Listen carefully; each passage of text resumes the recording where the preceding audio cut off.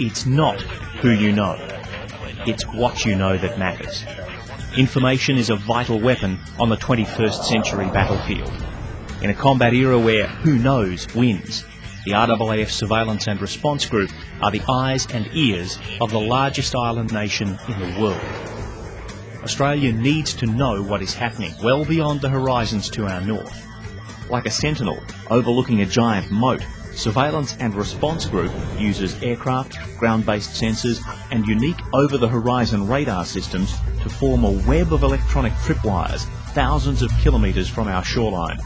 This diverse force element group was formed early in 2004, following the merger of Surveillance and Control and Maritime Patrol Groups. All the Air Force's air surveillance assets were brought within this two-edged force element group.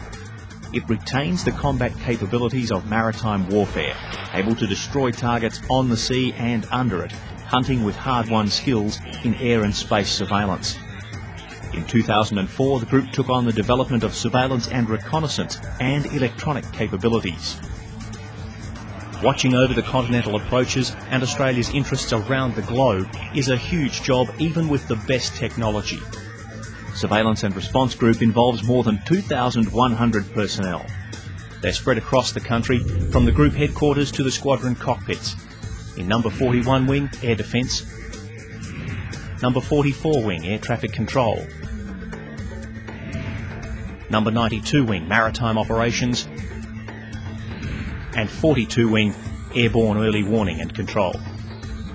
Headquarters Surveillance and Response Group is based at RAAF Base Williamtown near Newcastle. They are responsible for providing a skilled workforce, developing the group's capability and managing its technical and business development.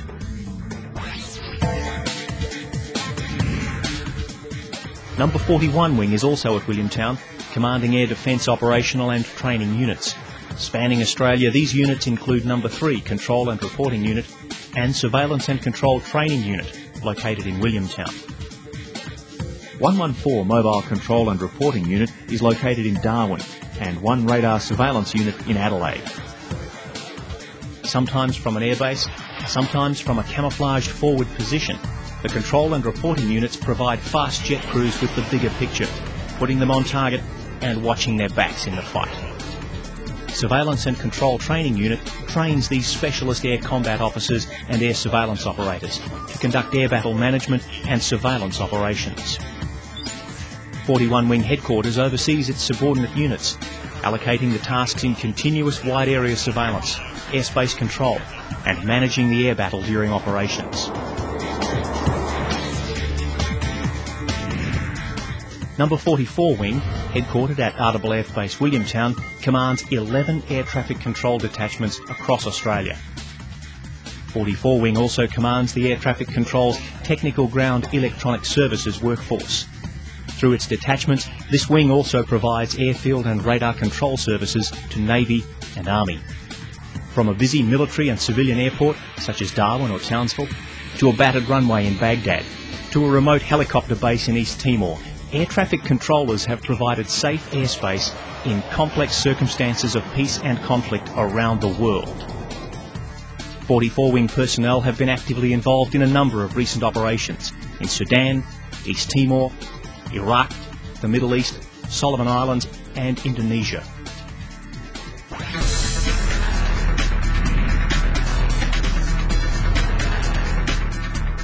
Headquartered at RAAF Base Edinburgh, Number 92 Wing was the first maritime wing in the history of the Royal Australian Air Force. 92 Wing commands 2 flying squadrons, Numbers 10 and 11 squadrons, a training unit, Number 292 Squadron, an operational detachment at Butterworth, Malaysia, and a number of operational support and development elements. The 11 Squadron motto says it all: to shepherd or destroy. The long-range AP-3C Orion aircraft take up 92 Wing's combat roles. Often on patrol for 12 hours at a time, the flying squadrons watch over the Indian and Pacific Ocean approaches, monitoring surface and submarine activities and feeding their information into Australia's web of intelligence knowledge. The Orion is named after the great Greek hunter, and if a threat must be destroyed, the aircraft are equipped with anti-submarine torpedoes and Harpoon anti-shipping missiles. The wing is also responsible for conducting long-range intelligence, surveillance and reconnaissance missions in support of Australia's national interests worldwide. While 92 Wing meets Australia's need to know, many a lonely sailor has been glad to know Surveillance and Response Group was watching the vast empty oceans that surround our country. When a distress call is heard at sea, 92 Wing is capable of launching search and survivor supply missions throughout Australia's vast region of responsibility.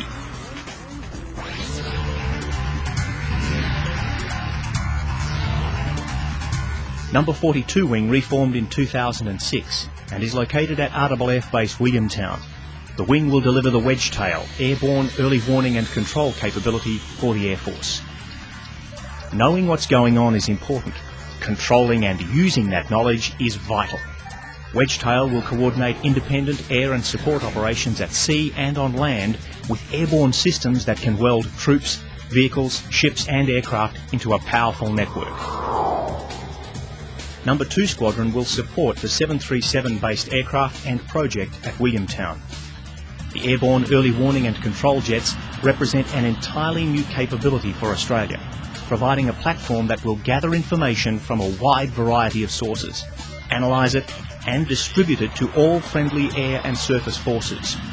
Wedgetail will control the battle space from above, providing direction for fighter aircraft, ships and land-based elements, as well as supporting other aircraft, including tankers and surveillance aircraft.